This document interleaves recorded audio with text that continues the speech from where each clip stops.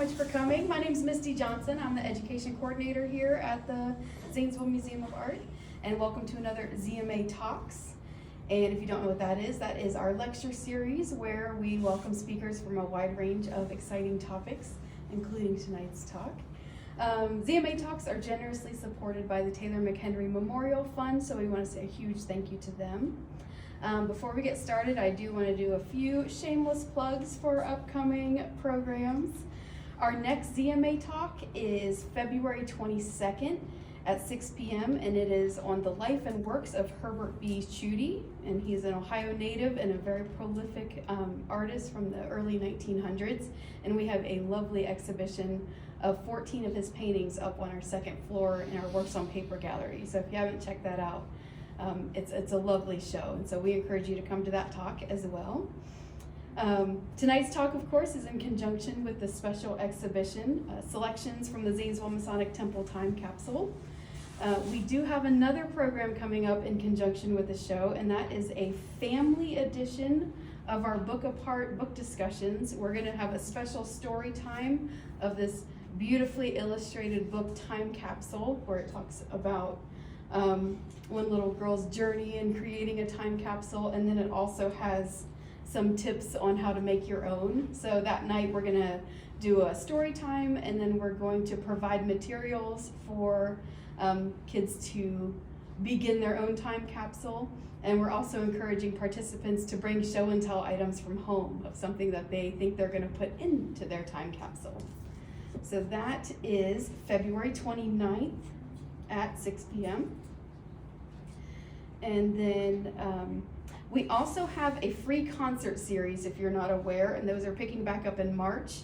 And we have flyers with all the upcoming dates, and they're right over in our kiosk over here. So if you're interested in coming to a free concert here at the museum, check those out. And you can find more information on any of these on the ZMA website, so check that out. All right, so tonight, the ZMA was really excited to work with members of the Lodge of Amity number 5 and for the opportunity to display such an amazing part of our local history. So tonight we have the honor of hearing from Lodge historian David Merkle about the time capsule and the beautifully preserved items that were found after it was opened. So please join me in welcoming worshipful brother David Merkle.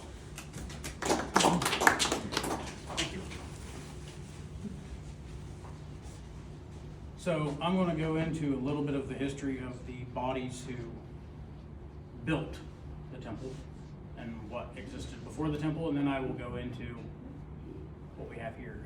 If at any time anybody has any questions, just ask. This is this is something that I will talk until I'm blue in the face about, as at least three of the people who are sitting here know about. I would like to introduce worshipful brother Tyler Dunlap, who was the secretary of the Lodge of Amity number 5. He and I were both worshipful masters in Zanesville in 2017. He brought me in when he would do open houses of the blue rooms so that I could talk about the history. And then the worshipful master of Lafayette Lodge number 79, Jake Fisher, is here. He is, my primary lodge is Lafayette. Jake is the worshipful master. So I will, like I say, I'm going to go into history of basically the organizations that built the temple, and then the history of the temples that we had, and parts of these will be read out of history books. The history book of the Lodge of Amity number 5 from 1878. They write better than I can speak. And then history of Lafayette Lodge by worshipful brother Orrin Pearson from 1926. Orrin was a typesetter for the Zanesville Signal. He was a much better writer than I am a speaker. So, like I say, if you guys have any questions, let me know. I'd love to speak on this topic. So the Lodge of Amity number 5, the roots on September the 25th of 1786. The Grand Lodge of Pennsylvania unanimously resolved that this Grand Lodge is and ought to be a Grand Lodge independent of Great Britain or any authority whatsoever, and from this grand body the Lodge of Amity received its first authority to work on St. John's Day, June the 24th, 1805. Remember that date, June the 24th. It'll come into play later. The warrant was granted to the Lodge of Amity number 105, which was its number when it was in Pennsylvania, under Pennsylvania, to be held at Zanesville, Ohio, with permission to meet in Springfield, Ohio, which was Putnam's name before it was Putnam, naming Lewis Cass as worshipful master, William Smythe, senior warden, and Peter Fuller, the junior warden. And this is where I read from this because it is better at it.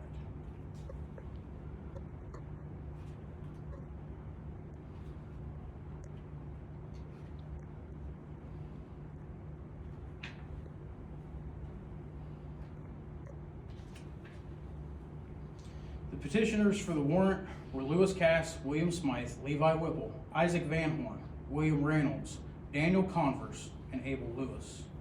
Peter Fuller is also mentioned as Seth Fuller.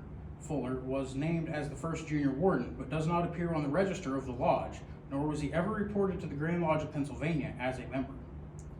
Each of these petitioners were prominent and leading characters of the embryo city, and although every effort has been made to obtain their Masonic maturity, success has been but partial. Lewis Cass was the second attorney who located in Zanesville and was the first prosecutor of Muskingum County. He was a U.S. Marshal of Ohio for several years and a member of the committee of the Ohio legislature to investigate the Burr Conspiracy, the first American soldier to step on British soil after the declaration of war in 1812, taken prisoner at Hall's surrender and broke his sword rather than surrender it. He was commissioned as Brigadier General in October of 1813 and was appointed Governor of Michigan in 1817. He concluded a treaty with the Indians, which John C. Calhoun, then Secretary of War, pronounced the most important treaty heretofore made with the Indians. Served as the Secretary of War under President Jackson for 6 years and was represented in the United States at Paris for a similar period. On his return to the United States, he was elected senator from Michigan, which he resigned upon his nomination for the presidency, a distinction he would have attained but for the personal hostility of Van Buren, became Secretary of State in Buchanan's cabinet. Lewis Cass was also the first Grand Master of the Grand Lodge of Michigan. He served as the first Master of the Lodge of Amity and subsequently as Grand Master of the Grand Lodge of Ohio. The copy of the charter that we have for Amity is actually signed by Cass as the Grand Master.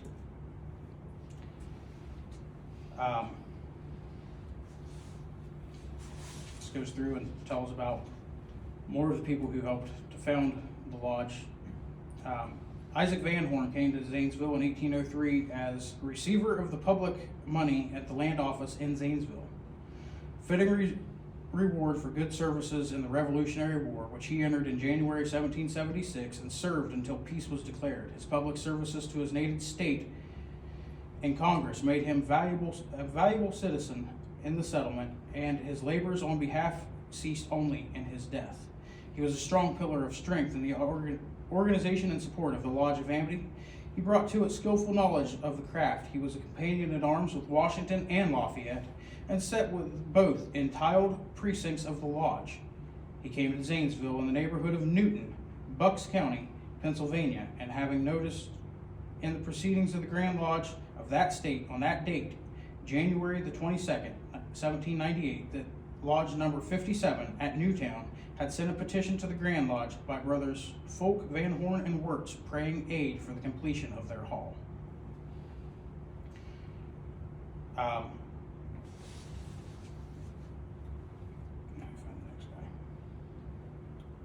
Other prominent citizens of Zanesville at the time were Benoit Price,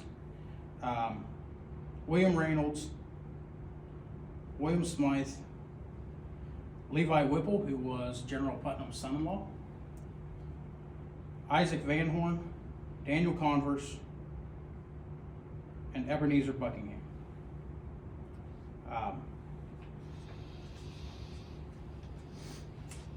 So those gentlemen petitioned the Grand Lodge of Ohio for a charter to act in Zanesville.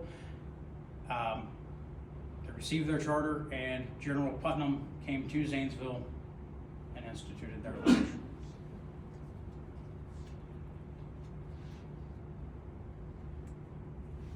Later I will talk about some of the stuff that we lost. So.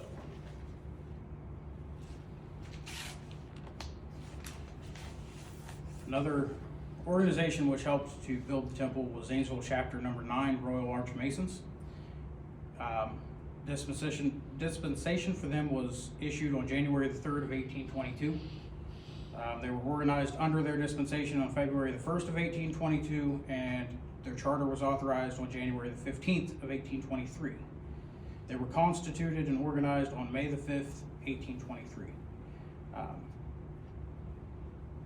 This is an appendant body to Freemasonry.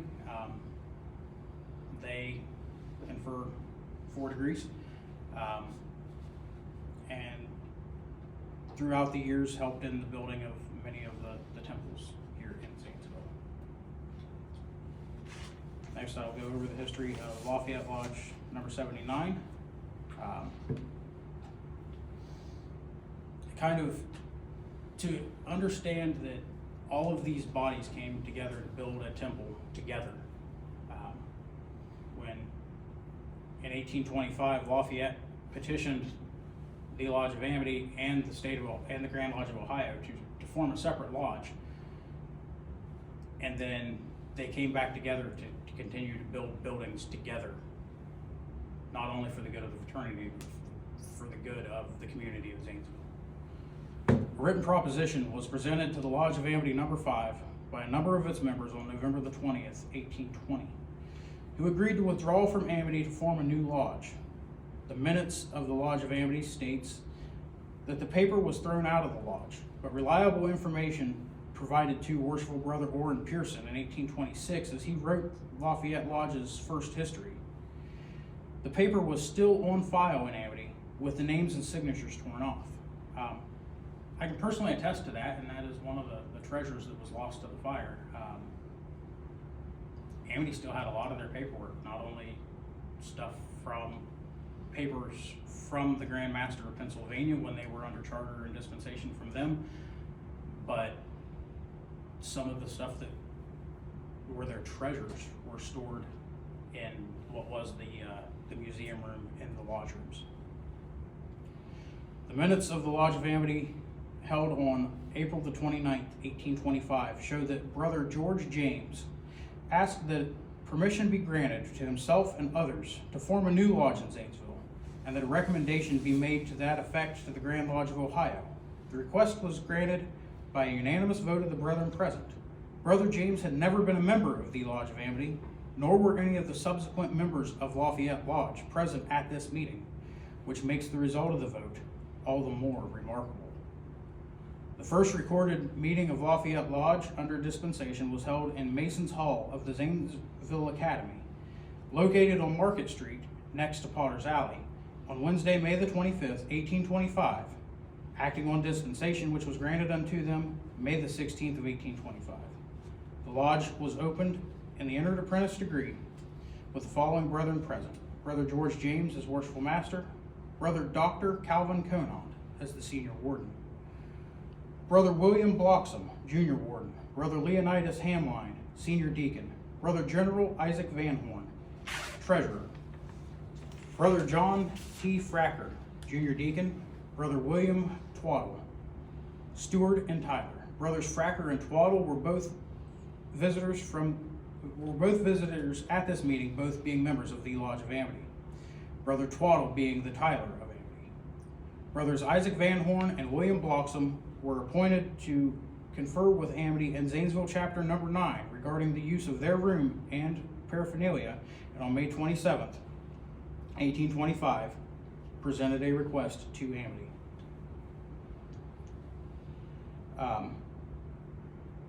So that are the first 3 bodies that came together to build the temple that we lost. In addition to that was Zanesville Council Number 12, Royal and Select Masters, which was chartered on January the 15th of 1873. and Cyrene Commandery number 10, Knights Templar, who were reinstituted on November the 5th of 1890.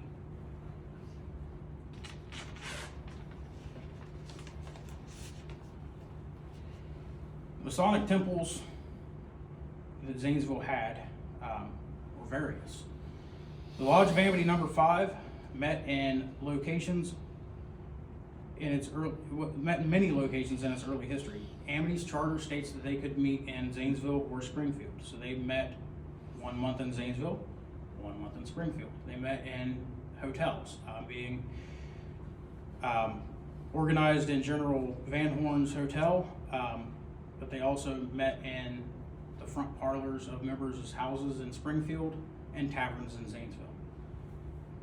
Lodge of Amity met in the Senate chambers of the old State House, which is where the Muskingum County Courthouse now stands. So when the state left, they had the House of Representatives and the Senate chambers, and they were rented out to various organizations. Courts were held in the Representatives chambers, and other organizations rented out the Senate chambers. The next place that they met was Mason's Hall, which was the 3rd floor of the old Zanesville Academy. When they built the Zanesville Academy, they purposely added a 3rd floor to it for the Lodge of Amity and the newly formed Zanesville chapter to meet. They held meetings there from 1822 until the 1940s, when the various bodies that were meeting in the room, it was no longer big enough for all of them, so they split off. In 1957, a new purpose-built Masonic temple was built at the northwest corner of Market and 4th Streets, a property owned by Lafayette Lodge, and the cornerstone was laid with great fanfare by the Grand Lodge of Ohio on July the 4th, 1857. That building actually still stands. If you go down to 4th and Market now, it's now a white building with black trim painted, and if you are standing on Market Street and you look up to the center of it, there are still square compasses up there. That is still one of the buildings that we had that we outgrew. Now for the building of the temple that we lost, Worship Brother Pearson said it better than I will ever be able to. For several years, the craft had agitated the question of erecting a new building to replace the old temple at 4th and Market Streets, as its shabby and antiquated appearance had become painfully apparent.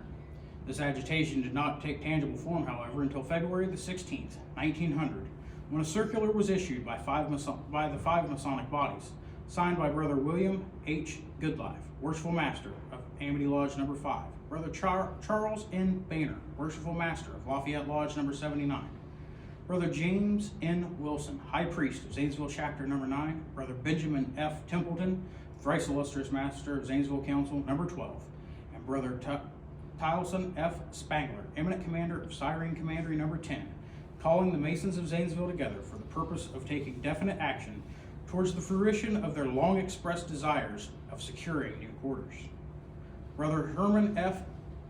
Alcauer, Secretary of the Masonic Hall Association, presided over this meeting, and Brother Robert H. McFarland acted as secretary. By a rising vote of the brethren present, it was unanimously decided to seek new quarters.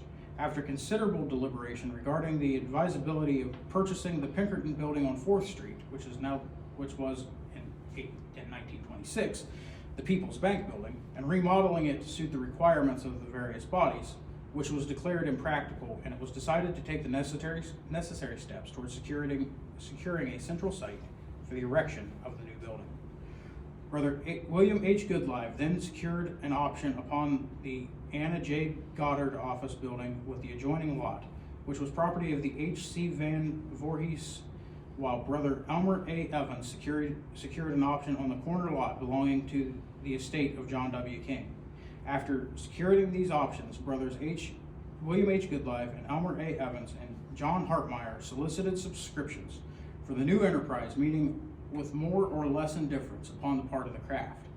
On July the 12th, 1900, a meeting was held by a number of Masons, and a committee was appointed consisting of Brother John B. Hunter, Brother Uri H. Brown, Brother Orville N. Townsend, Brother O. F. McKinley, Brother George W. McCormick, and Mr. William B. Cosgrave to secure articles of incorporation. This committee was empowered to name additional members if deemed necessary, and selected Brother William H. Goodlife as secretary and Brother Herman F. Ackhauer as attorney.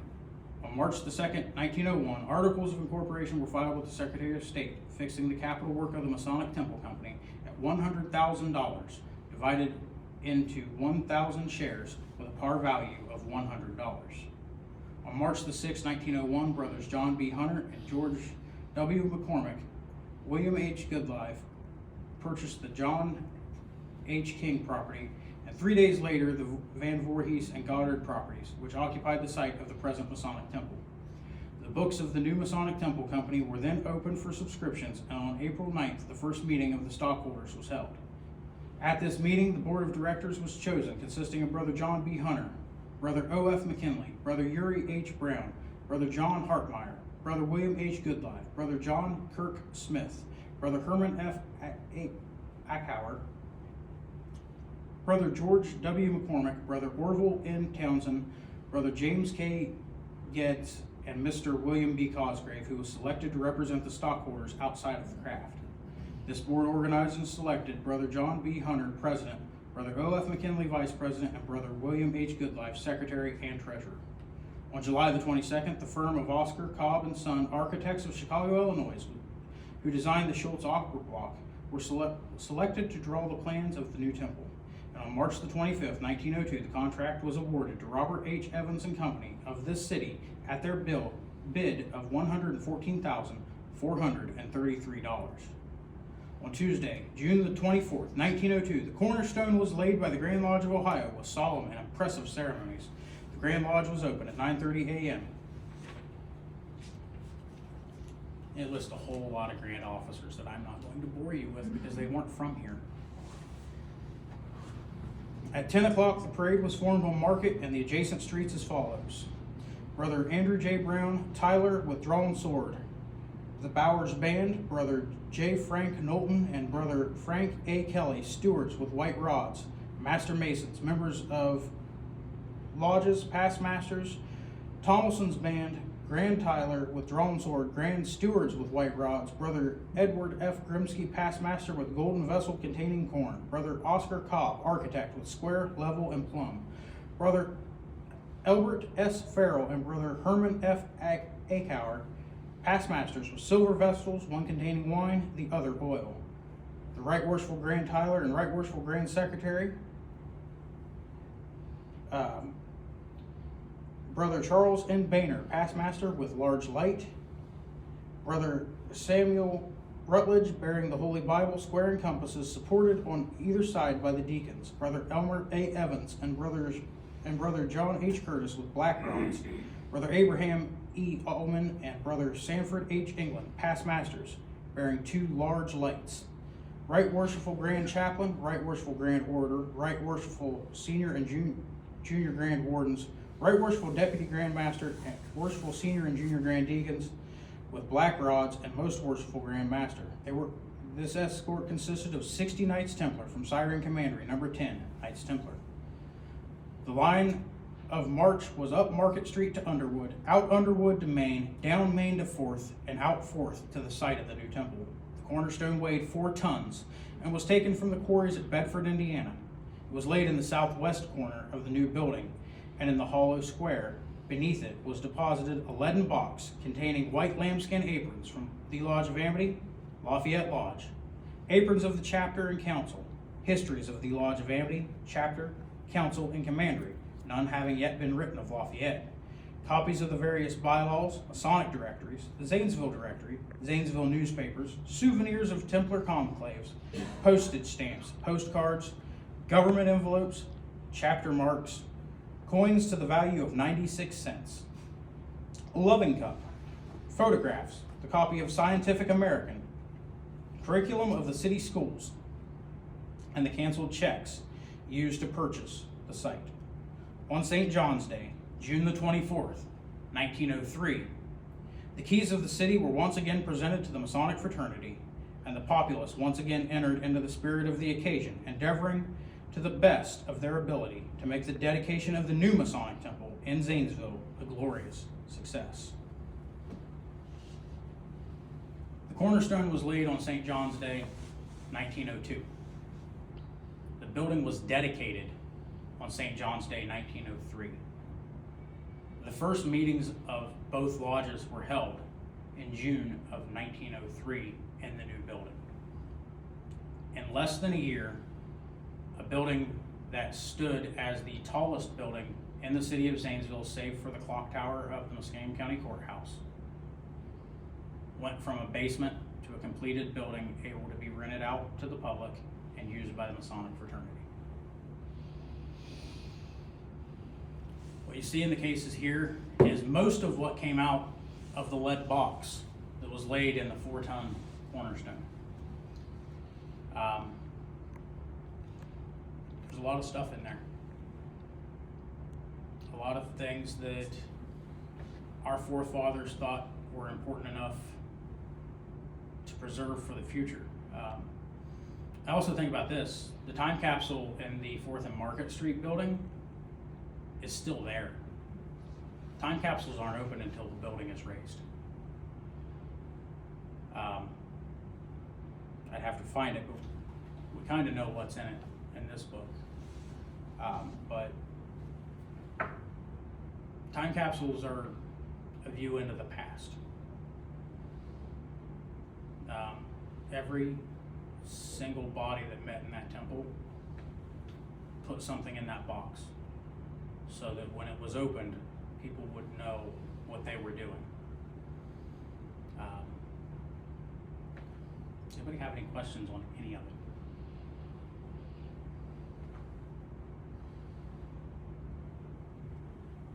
A lot of what was in there was placed by Cyrene Commandery. Cyrene Commandery was reinstituted in 1890. They had originally been Cypress Encampment Number 10. They were closed in the 1880s and then reopened in 1890 under a different name with the same number. But a lot of what was in there was things that they had made for the triennial, which is a large meeting of Knights Templars every 3 years that was held in Louisville, Kentucky.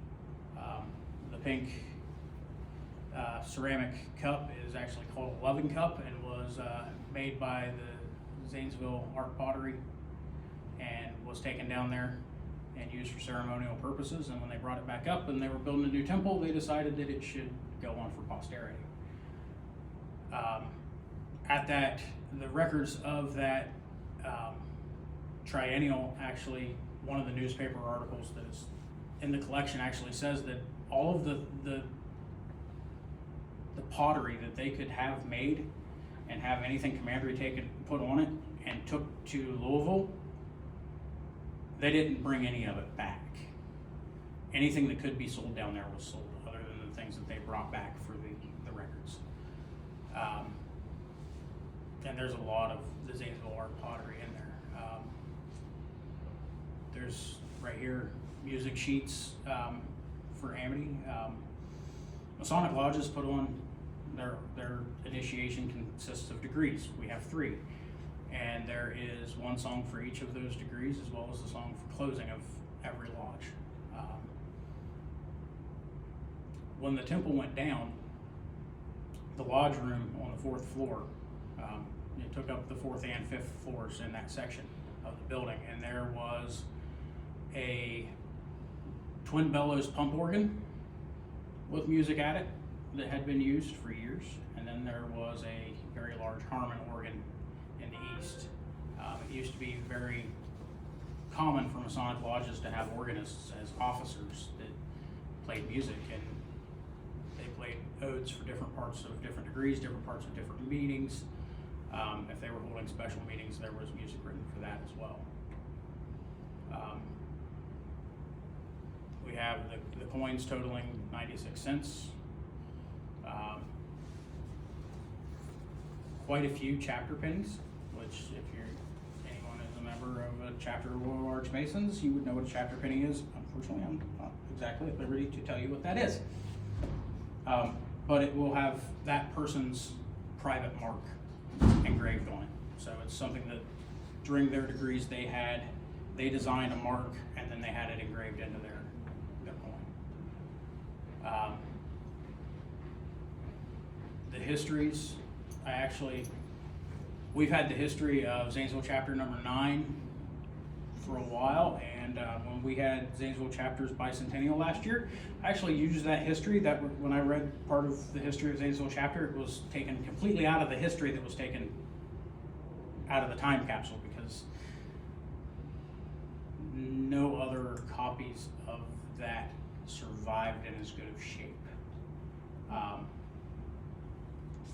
The history for Commandery is actually under Cypress Commandery's name, because a new one for Cyrene Commandery had not been yet written. I'm a member of that body, and I can't tell you that another one has been written since then, which is weird because Brother Pearson wrote this one, and he was the recorder and secretary of the Yorkite bodies for many years. The coasters there that say 38 North 4th and then have the square and compasses on them are made of the limestone from the front and south facades of the building. I can't remember how many Masonic temples during that time period had their stonework taken from the exact same quarry. We know that there are 2 still standing, one in Illinois and one in Indiana. Lakewood. She knows better than I do. But did any of you ever have the chance to tour the blue rooms on the 4th floor? I know that you did, and you did. You were never in there. But yeah, you were in there. Yeah, I was in The night he took his first degree, the afternoon he took his first degree, he took his first 30 minutes degree later, I was there. North Point, and then within the hour was in the blue rooms and got to see them. The blue rooms were done in an Egyptian motif. Unfortunately, nothing other than pictures and memories of that survived. But it was taken from a lodge room at the Masonic Temple in Chicago that was done in the Egyptian motif, because at that period of time, the Valley of the Kings was being excavated, so there was an Egyptian craze. That's why the Philadelphia Masonic Temple has an Egyptian room. There's an Egyptian room at the Springfield Temple. It's not as ornate as Zanesville's, but it is still an Egyptian room. So we went out there, we copied a lot of that. We had our architects do it, and most of the things that we lost in that room were built in that room. Purpose built. The thrones, the altar, they all had hieroglyphics on them. They all said something. Unfortunately, we don't know what, because back then they were really big on don't write that down. We'll hand it down mouth to ear, and then like the old guys died and they never told the young guys what was going on.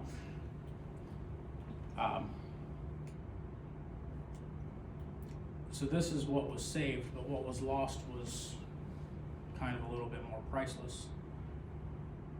In that room, in the 4th floor, we had a sword that had belonged to General Putnam. It was the first sword that he carried into battle. When he formed his regiment, he had spent all of his money to outfit his men in the Revolution. And he didn't have a sword. And at that time, if you were in charge of a regiment, you had to be able to communicate with your men, and you did it with sword commands from horseback.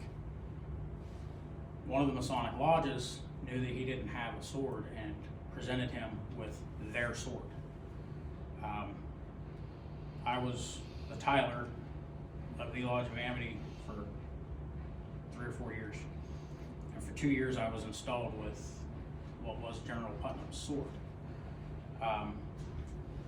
Actually, the story of that. This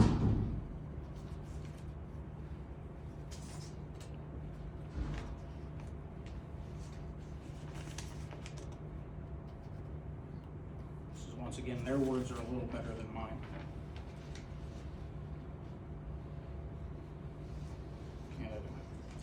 So that sword was presented to the Lodge of Amity by General Putnam through General Van Horn. General Van Horn was Master of Amity in 1818. For years, there had been some infighting in the lodge. Any group that gets that large is going to have a little bit of internal politics, and they're going to fight a little bit. And Putnam and Van Horn were friends. Actually, in letters from Putnam to Van Horn, he called him my friend and brother at arms because they had served together.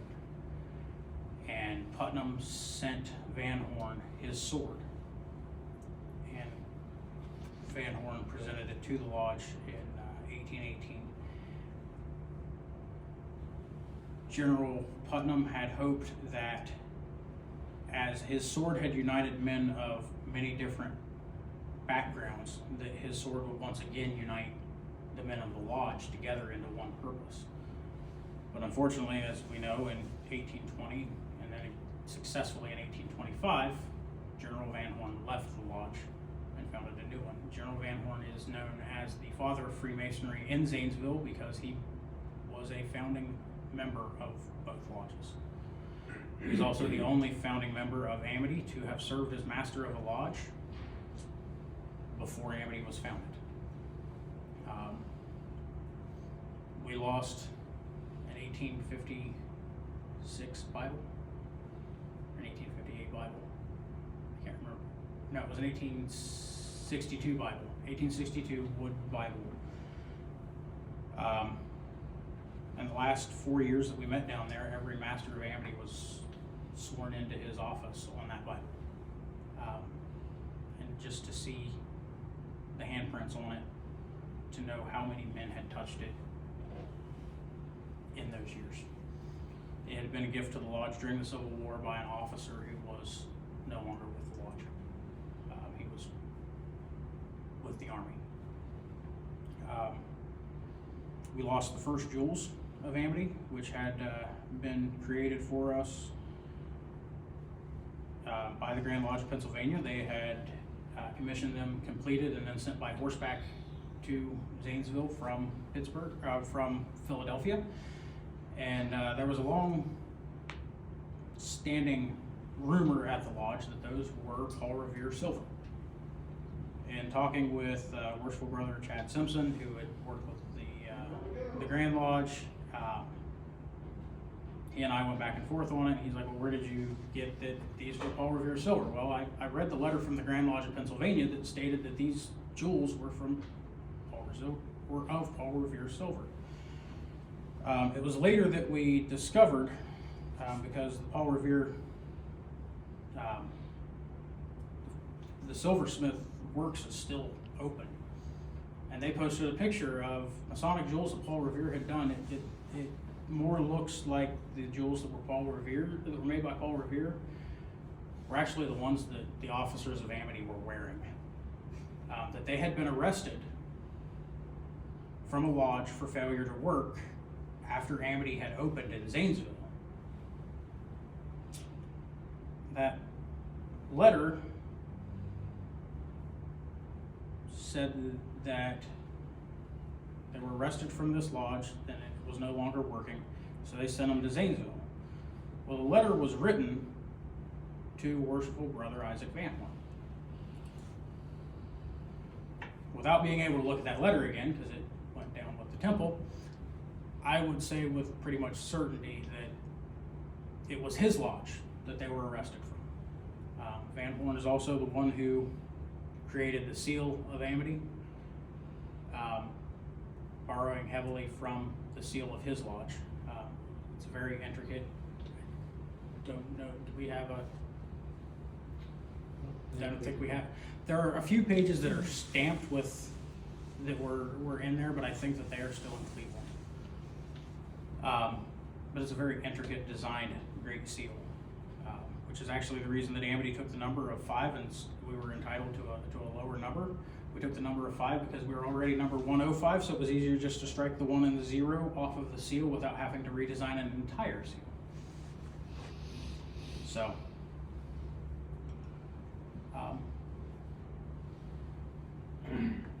does anybody have any questions on anything? Anything that we've got in there on what it is? David, when you opened up the time capsule, everything was videotaped, the whole procedure. Is there a copy of that somewhere that is available? Ask that guy. As the historian, I wasn't there. Well, I was there, and I spoke to it then. Yes, there is a video of it.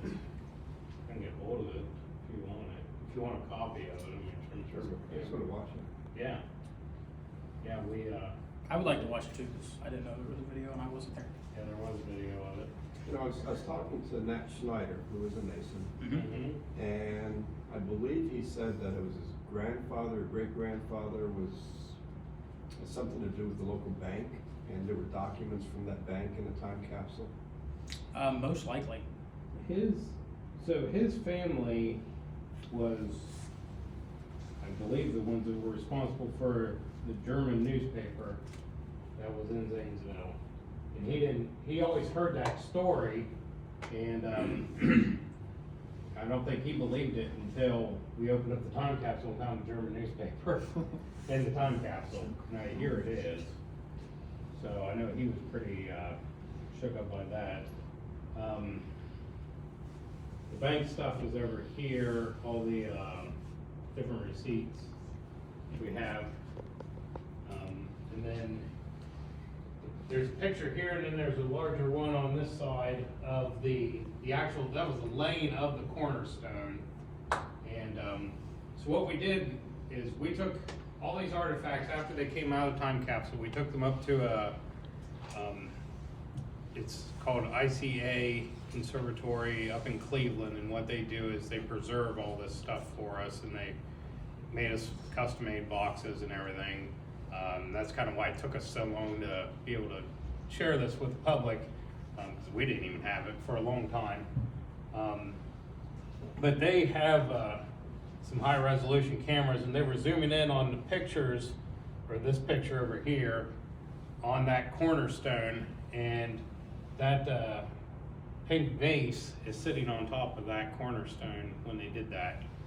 The newspapers that we have pretty much show that they didn't put the time capsule actually inside the cornerstone for another week, because they laid the cornerstone on June 24th was the date that they put this in, or they dedicated the cornerstone. We have the newspapers of June 29th.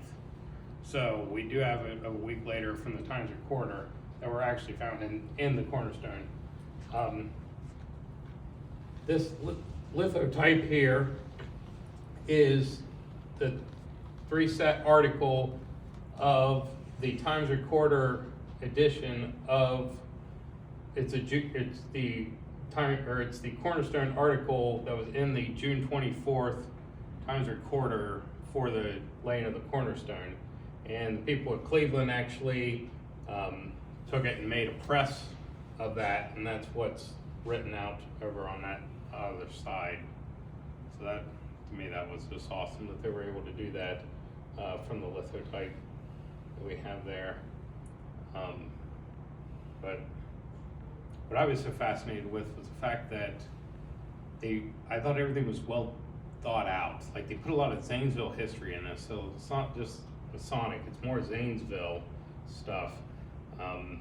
Like right there, it's a directory from Zanesville that some of the colored pages in that are just, I mean, pristine. And you can see how they wrote out those where people lived and everything. People that put their, he talked about Good Live. There's a picture of him in there that should be posted. One of these right up here, this is W.H. Good Live, and then this is this J.B. Hunter that David spoke of. So they put their pictures in there. They also put their business cards, and a lot of the different business cards, you can't really see it here, but on the other side, they had each of their family members sign their business card, I think just because they wanted it preserved. Yeah. So I just thought that was kind of cool that they had that. But we did have 3 different newspapers in Zanesville: the Courier, the German, the one written in German, and then the Times Recorder. And then there's a Feeder and Breeder magazine or paper that's in one of these cases. Breeder and Farmer. A Breeder and Farmer, yeah. And then there's the Labor, the Weekly Signal, the Zanesville Evening, what was So going even that- on back then, King Edward was very sick and did not know if he would be able to be coronated after his mother had died. Queen Victoria. We have the histories of Zanesville Council, of Cypress Commandery, the bylaws of Siren Commandery. I actually took those out. We had a practice. Siren Commandery just had their inspection Saturday, and that's when all of this stuff came here. And before that, we had a practice for our inspection, and we decided to get out the bylaws and read them. Things have changed a lot since 1902. But we also have bylaws of Lafayette Lodge. Like I say, I'm a primary member of Lafayette. That's the lodge that I took my degrees in. If you get to the back of that bylaws book, it has the funeral ritual from 1894. I'm a lodge education officer for Lafayette, and one of my education programs this year, once we have the collection back to where I can look at it, is going to be to see how different the funeral ritual is from 1894 to 2024. Because back then, funerals were a huge thing. Just like when the laying of the cornerstone happened, even for the building at 4th and Market, there were parades, Masonic bands. Commandery marched out front with swords drawn in full dress uniforms. The funerals were a big deal back then. And then I got a laugh out of W.H. Goodlife's photo up there. That is his Class A commander uniform. Well, I guess it was taken before he was commander. He's actually a past commander of Siren Commandery. If you notice above his jewel, the topmost thing up there is a insignia from the shrine. You're no longer allowed to wear anything on your Class A uniform. That will get you in trouble. But back then, that was a big thing. If you would join the shrine, you had to be either a Knight Templar or a 32nd degree Scottish Rite Freemason, and to join the shrine was a huge thing. So you were very proud of that, and you put your shrine pin on everything. It's against dress regulations now to have it on your uniform. Somebody other stuff in here. There was a petition for Amity. Of course, it was put in there in 1902, but the date is still written with a 18 and then a blank. So you would have, even in 1902, you would have had to cross out the 18 and fill in the right year. Explain what a petition is. To be able to join actually any Masonic body that I'm a member of, there's a bunch of them that I'm not a member of, but you have to petition to join that lodge. We can't ask you to join us. You can ask us, we can give you a petition if we think that you are a good fit. The new petitions that just came out this year have a thing on the back from the Grand Lodge that explains what their requirements of you are. So technically, until they came out with that last year, you could have still taken that, crossed out the 18, put in 2-0, and then the year, and Amity still would have accepted that petition. In the back of the bylaws for Lafayette, there's a petition. Until the Grand Lodge changed their thing last year, we'd have still taken that petition. You just had to cross out the 1-8 and put 2-0. Thank you. But I talked to a few of the guys at Siren's inspection on Saturday, and where I had thought that this was just a molded jewel, this brass jewel right here was actually a past commander's jewel. It would have been for somebody who had served as commander, and then they would have received that. But, you know, this here shows the triennial in Louisville, Kentucky in 1901. And then the, would have been an early lapel pin is pottery, is a Knights Templar chapelle, which we still wear. Which is a fancy hat. with ostrich feathers. My son calls it a skunk hat because it has black feathers and then white feathers. He's not a fan of that. He would rather wear the other hat. Some of this is made from the Zanesville Mosaic Tile Company. These two pieces here. There's a thing here made from it was a pharmacy pill box from Chester A. Baird Pharmacy in Zanesville. So it was kind of a local thing. And then Siren Commandery had these badges made, and it is the bridge that made Zanesville, Ohio famous. And it is The old White a City. depiction of the old Y Bridge. Like I say, it was really cool to just be able to, I didn't really want to handle the newspapers all that much, but to be able to see what was going on not only in Zanesville but the world. and then to see that, this newspaper here, if you were to flip it over, it would have the entire St. John's Day article about the laying of the cornerstone at the new Masonic temple. but we got beat out by King Edward. So, I have a question. Yes, ma'am. You alluded to sometime in the future where you'd be able to, have the pieces back, and what is the plan for the pieces after they're done being on display here in June? We don't have a firm plan. I can tell you that they will be put in a safe that is much better than the jewelry safes that fell to their deaths at the temple. But when they're kept I've been contacted recently, like after it came out that I was speaking here, by one from a university, another one from another Masonic museum that would like to see pieces of it. But that is going to be totally up to what the Brethren of Amity decide. I'm the justice historian. I serve the lodge. I'm elected and installed as the treasurer. Tyler's our secretary. We each get one vote. The lodge tells us what we will do with our things. Kind of exciting. Talk that has they'd be been- traveling around. talk has been in the past of giving some of these things that belong to these other Organizations back to the organizations,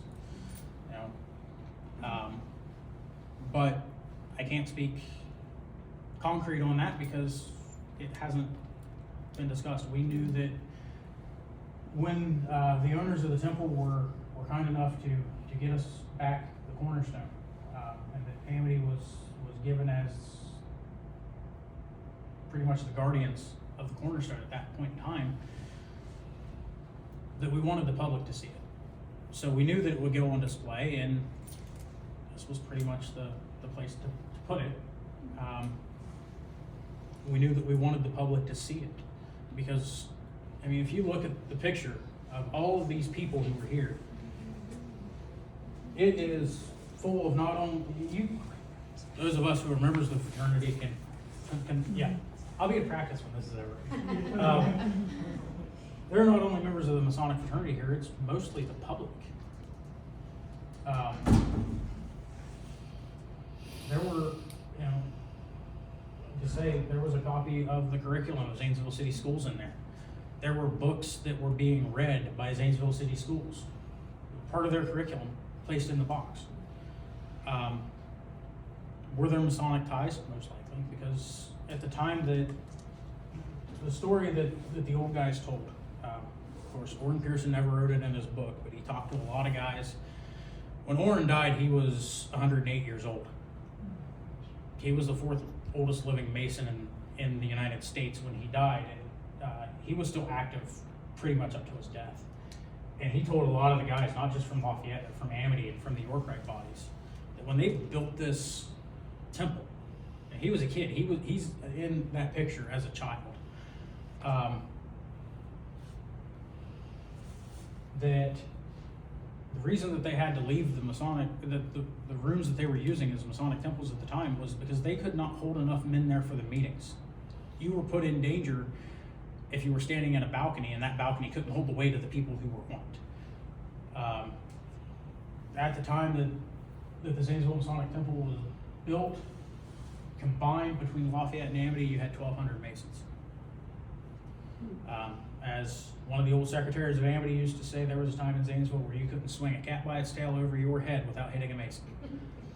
And he was right, because, you know, I got the chance to talk to a few of the old mayors of Zanesville, and they said, for a long time, it was an unwritten rule that if you weren't a mason, you weren't gonna be the mayor of Zanesville.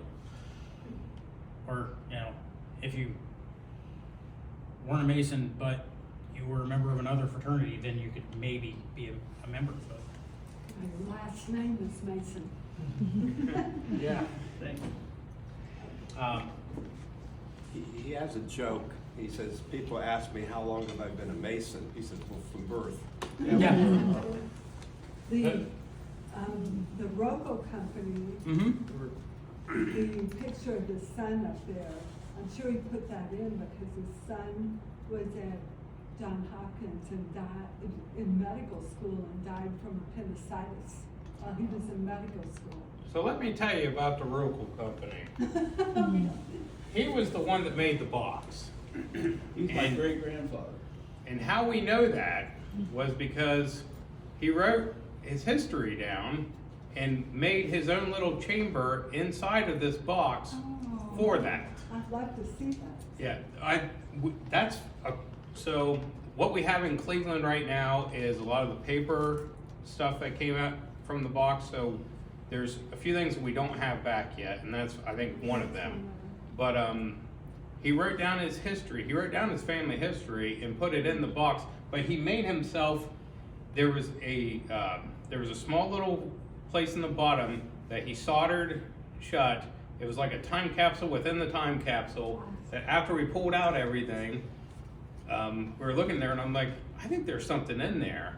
And we ended up cutting into that, and sure enough, because he's like, I was the one that created this box, and he's like, he made his own little time capsule for himself. Well, that is neat. So- I'd love to see that. Yeah, because we'll, Can you tell me when you have a copy of that? yeah, we'll, give me your information, we'll get a hold of His you. great-grandfather. Yeah. was Henry Rocco, Okay, so. yep. So, yeah, and that was one of the coolest farms, I thought. That does sound cool. Yeah. But it was interesting because the picture of Henry Rocco, most of the pictures we've seen were from the 50th wedding anniversary, and so I don't recall seeing a picture of him so young. Mm-hmm. Yep. Yeah, that was very cool. Well, thank you. Oh, okay. You're very welcome. If anybody has any questions, just let me know. Well, thank you. Like I said, I can talk on this until I am blue in the face. Yeah, we'd like to hear from you. We have, Let me know when you'd like me to use the translator for you. Absolutely. do they have the? Like I said, when we got it, the man that it was made for was the past secretary of Amity, and his grandson brought us all this stuff when we lost everything. So we put it, so we built the office, it's hung up in the office between our desks. Years ago, I was going to St. Anne's Church in Dresden for a long time. Before I started going there, so probably about 30 years ago, a lady from the church contacted me, and they were doing some work on the sacristy. They dug into a wall. I think it was some cleaning work. They found these things shot in for installation. They pulled them out, they're all in German. And so she brought it in, and she actually had it laminated, so it was all flat. She said, "Can you translate?" And basically what it was all agricultural information. Well, see, so Zanesville had the German newspaper. Dresden also had a German newspaper at the same time. I didn't know that.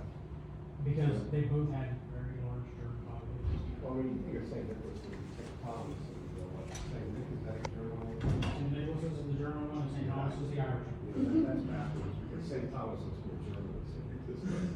But yeah, so you go back in time, and then there's been an Irish population and a German population, and it all makes sense. Yeah. And Well, that was the funny thing about Amity. Their charter from Pennsylvania says that they can meet in either, which actually when they got their Ohio charter, it said the same thing. You can meet in Zanesville or Springfield. Because at that time, Zanesville and Springfield were competing. They hated each other. The people who were in Springfield, which is now Putnam, they were abolitionists from New England. The people who were in Zanesville were from Virginia. Oh, yeah, yeah. So they didn't get along, and the thought process between the men who petitioned Pennsylvania for a charter was maybe the lodge will bring them together. And, you know, for a period of time, it very well did.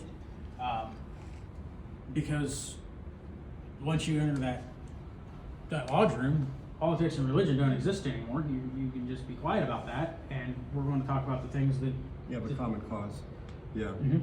Yeah. Yeah, that's good. And that's, you know, so we had General Van Horn, who was a charter member of both lodges, and then you had Dr. Conan.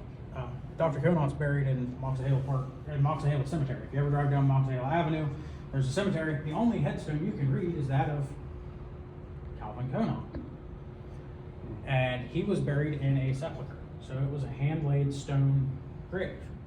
And in the 1950s, a tree fell onto that, broke into his grave, and crushed his headstone. The Lodge of Amity number 5, Lafayette Lodge number 79, and Zanesville chapter Lafayette Lodge number 79 and Zanesville chapter number 9 all went together and bought him a new headstone.